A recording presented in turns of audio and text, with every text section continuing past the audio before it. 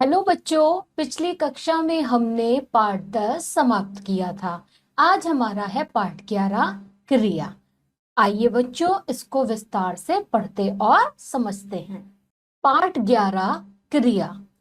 तो बच्चों, क्रिया क्या होती है? जिस शब्द से किसी कार्य के होने का बोध हो वो कहलाता है क्रिया। आइए देखते हैं इस पाठ में। देखिए, पढ़िए और समझिए।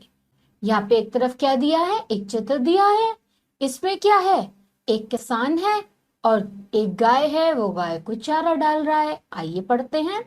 सुरेश एक गरीब किसान है। वह प्रातः जल्दी उठता है, पशुओं को चारा खिलाता है और फिर अपने खेतों पर चला जाता है। वहां पर वह कठिन परिश्रम करता है। शाम को घर वापस आता है। क्या है? एक किसान है जो सुबह बहुत जल्दी उठ जाता है, अपने जो उसके पशु हैं उनको चारा खिलाता है, फिर अपने खेतों पर जाता है और मेहनत करता है और घर वापस शाम को आता है। उपयुक्त वाक्यों में रंगीन छपे शब्द किसी कार्य का करना या होना बता रहे हैं। ऐसे शब्द क्रिया कहलाते हैं। अतः हम कह सकते हैं कि क्या है, जो हमें ऊपर शब्द दिए हैं वो छपे हैं रंगीन में। तो जो रंगीन शब्द हैं वो है हमारे क्रिया, क्योंकि उनसे क्या हो रहा है? किसी कार्य के करने का पता चल रहा है। तो हम क्या कह सकते हैं? जिस शब्द से किसी कार्य के करने का या होने का बोध हो उसे क्रिया कहते हैं। जब भी हमें किसी बात से ये पता लगे कि यह कार्य होने वाला है तो वो होगा हमारा क्रिया। अब देखते हैं धातु। क्रिया का मूल रूप धातु कहलाता है। इसमें ना प्रत्यय जोड़कर क्रिया का सामान्य रूप बनाया जाता है। जैसे अब क्या है, जो क्रिया का मूल रूप है वो है धातु।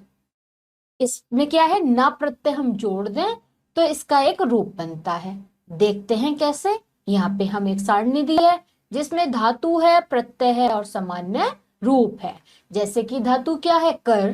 प्रत्यय लगा दिया ना, तो सामान्य रूप क्या बन गया उसका? करना।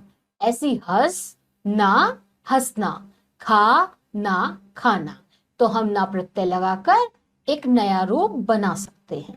क्रिया के भेद। क्रिया के दो भेद होते हैं। पहला सकर्मक क्रिया, दूसरा अकर्मक क्रिया। पहला देखते हैं सकर्मक क्रिया। जिन वाक्यों की क्रिया में कर्म पाया जाता है उन्हें सकर्मक क्रिया कहते हैं। जैसे कै मोची जूते सिल रहा है, ख दिव्या पुस्तक पढ़ती है। क्या होगा? जब क्रिया में कर्म पाया जाता है तो वो सकर्मक क्रिया है। जैसे कि क्या है? मोची जूते सिल रहा है, दिव्या पुस्तक पढ़ रही है। उपयुक्त वाक्यों में जूते तथा पुस्तक कर्म है, अतः सिल रहा है एवं पढ़ती है सकर्मक क्रियाएं हैं। वाक्य में क्रिया के साथ क्या, किसे शब्दों से प्रश्न पूछ करने पर जो उत्तर मिलता है वह कर्म होता है। क्या है कि जो जूते हैं यहाँ पे और पुस्तक दिखाई गई है उदाहरण में, वो बताया है कर्म, मतलब कि वो होता है कर्म। और जो यह सिल रहा है, पढ़ती है, वो है सकर्मक क्रिया। अब क्या है, जब क्रिया के साथ हमें प्रश्न पूछा जाए तो वहां पे होता है कर्म। जैसे मोची क्या सिलता है? जूते। दिव्या क्या पढ़ती है? पुस्तक। तो ये क्या हुआ? कर्म। अतः जिस क्रिया को अपना अर्थ पूरा करने के लिए कर्म की आवश्यकता पड़ती है उसे सकर्मक क्रिया कहते हैं। क्या है सकर्मक? अगर उसमें हम बता रहे हैं कि उसका अर्थ हम पूरा करें और उसमें हम प्रयोग कर रहे हैं कर्म का, यानी कि कर्म की आवश्यकता हो, तो वो कहलाती है सकर्मक क्रिया। सकर्मक क्रिया के दो भेद होते हैं। कितने भेद होते हैं? दो। पहला एक कर्मक क्रिया और दूसरा द्विकर्मक क्रिया। एक कर्मक क्रिया देखते हैं। जिस क्रिया के साथ एक ही कर्म आता है उसे एक कर्मक क्रिया कहते हैं। जैसे अमित निबंध लिखता है, शिकारी ने हिरण पकड़ लिया।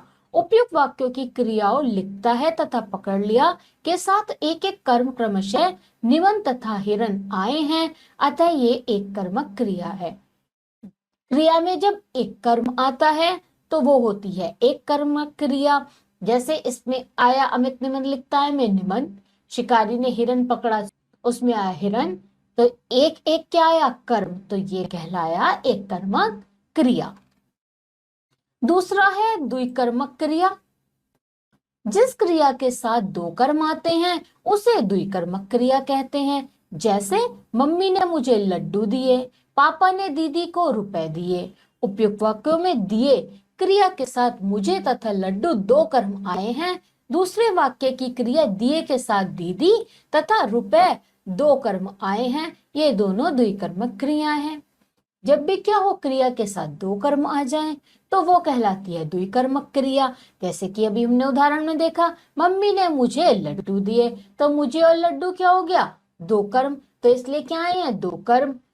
उसमें आ गया दीदी और रुपए दूसरे वाले में उदाहरण में, तो वो हो गया हमारा द्विकर्मक। तो ये कहलाती है द्विकर्मक क्रियाएं। अब यहाँ पे एक हमें बिंदु दिया है, क्या आप जानते हैं, तो इसमें क्या है, किसी भी वाक्य में दो से ज्यादा कर्म नहीं आते हैं। क्या है ये हमें याद रखने वाली बात है, ये आपका बिंदु ज्ञान बढ़ाएगा, इसे आप अच्छे से याद करेंगे। दूसरा आता है अकर्मक क्रिया। जिन वाक्यों की क्रिया में कर्म नहीं पाया जाता उन्हें अकर्मक क्रिया कहते हैं। जैसे लड़का बैठा है, बच्चा रो रहा है। उपयुक्त वाक्यों में क्रिया के साथ कर्म का प्रयोग नहीं हुआ है, अतः बैठा तथा रो अकर्मक क्रियाएं हैं।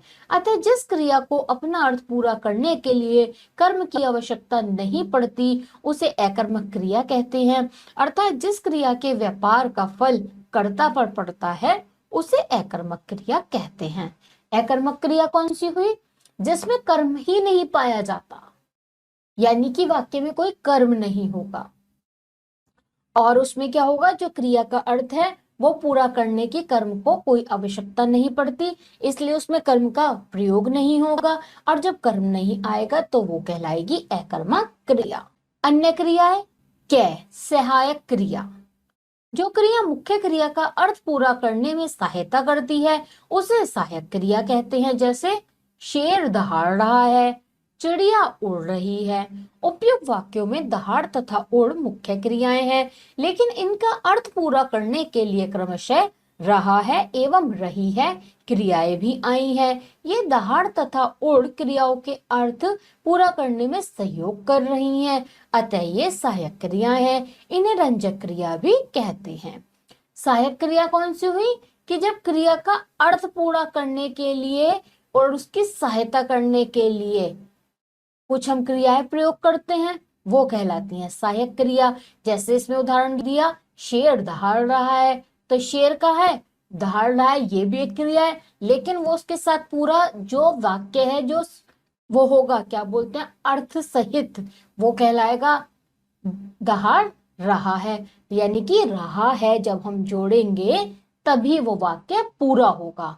तो इसलिए जब भी एक क्रिया के साथ उसकी सहायक क्रिया आए तो वो कहलाती है सहायक क्रिया, और इसे हम रंजक क्रिया भी कहते हैं। ख दी है इसमें पूर्वकालिक क्रिया। जो वाक्य दो कार्यों के करने या होने का भाव प्रकट करता है उसमें पहले कार्य समाप्त होने वाली क्रिया को पूर्वकालिक क्रिया कहते हैं। जैसे अनुज नहाकर सो गया, दादाजी दवाई खाकर चले गए। पूर्वकालिक क्रिया कौन सी हुई, कि जब दो कार्य से हमें पता लग रहा है कि वो कार्य हो रहे हैं तो जो पहले वाली क्रिया समाप्त हो जाती है तो वो कहलाती है पूर्वकालिक क्रिया। जैसे यहाँ पे अनुज नहाकर सो गया, तो पहले वाली क्रिया क्या हुई इसमें, जो नहाकर है पूर्वकालिक। ऐसी दवाई खाकर चले गए, खाना भी एक क्रिया हो गई और चले गए भी, तो इसलिए पहली वाली क्रिया यानी कि खाकर जो हुई वो हुई पूर्वकालिक क्रिया। ज्ञ आता है इसमें नाम धातु क्रिया। जो क्रिया संज्ञा सर्वनाम विशेषण आदि से बनाई जाती है उन्हें नाम धातु क्रिया कहते हैं। जैसे जूता जुतियाना, अपना अपनाना, मोटा मुटियाना, लाठी लठियाना, बात बतियाना, लात लतियाना। नाम धातु क्रिया कौन सी हुई, जो क्रिया जिसमें क्या हो, संज्ञा सर्वनाम विशेषण से जो बनाई जाए वो कहलाएगी नाम धातु। जैसे जूता क्या है, एक संज्ञा, तो उसका क्या बना दिया हमने, नाम धातु जुतियाना। ऐसे लाठी तो हमने बता दिया लठियाना। ये हुई हमारी नाम धातु क्रिया। अब इसके बाद हमें दिया है क्या आप जानते हैं। यहाँ पे एक हमें बिंदु दिया है जो हमारे ज्ञान को बढ़ाएगा।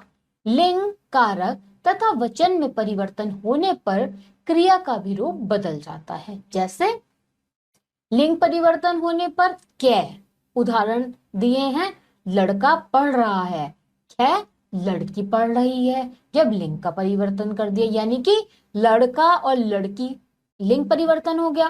कारक परिवर्तन होने पर कै, मोहित ने पत्र लिखा, कै मोहित पेन से पत्र लिख रहा है। ये कारक परिवर्तन हो गया, उसमें खाली पत्र लिखा, उसमें पेन से पत्र लिखा। वचन परिवर्तन होने पर कह दिया है लड़का खेल रहा है, कह दिया है लड़के खेल रहे हैं, क्योंकि उस वचन बदल दिया, उसमें एक लड़का उसमें बहुत सारे, तो इसमें भी हमारा क्रिया का रूप बदलता है। ये आप अच्छे से याद करेंगे। अब देखते हैं हमने इस पाठ में क्या सीखा। तो बच्चों हमने सीखा जिस शब्द से किसी कार्य के करने या होने का बोध हो उसे क्रिया कहते हैं। क्रिया का मूल रूप धातु कहलाता है। क्रिया के दो भेद होते हैं, अकर्मक क्रिया और सकर्मक क्रिया। जिस क्रिया में कर्म पाया जाता है उसे सकर्मक क्रिया कहते हैं। सकर्मक क्रिया के भी दो भेद होते हैं, एक कर्मक क्रिया और द्विकर्मक क्रिया। अब आता है बच्चों हमारा अब बताइए। इस पाठ के आधार पर हमें दिया है अब बताइए। तो अब बताइए में हमारा क्या प्रश्न है, सही विकल्प वाले गोले को रंगिए। अब इसमें क्या है, पाठ के आधार पर प्रश्न पूछे हैं, एक प्रश्न दिया है, उसके 4 उत्तर हैं। जो एक उत्तर सही है वो हम आपको बताएंगे। तो पहला देखते हैं, क्रिया के मूल रूप को कहते हैं कर्म, कारक, धातु, वचन। तो क्या कहते हैं मूल रूप को, धातु। दूसरा देखते हैं, जिस क्रिया के साथ कर्म होता है उसे कहते हैं सकर्मक, अकर्मक, दोनों गलत दोनों सही, तो उसे क्या कहते हैं, सकर्मक। तीसरा है, द्विकर्मक क्रिया में कितने कर्म होते हैं, 2, 3, 4, 5। तो आप अच्छे से पढ़ के आए हैं, इसका उत्तर क्या है, 2। बच्चों मुझे लगता है आपको अब बताइए बहुत अच्छे से समझ में आया होगा और हमारा यह पाठ यहीं पे समाप्त होता है। बच्चों मुझे लगता है पाठ 11 क्रिया का आप सभी को बहुत अच्छे से समझ में आया होगा। अब आप सब बच्चे क्या करेंगे, इस पाठ का बहुत ही अच्छे से अभ्यास करेंगे और हम आपको मिलेंगे अगली कक्षा में। तब तक के लिए आप सभी बच्चे अपना ध्यान रखिए।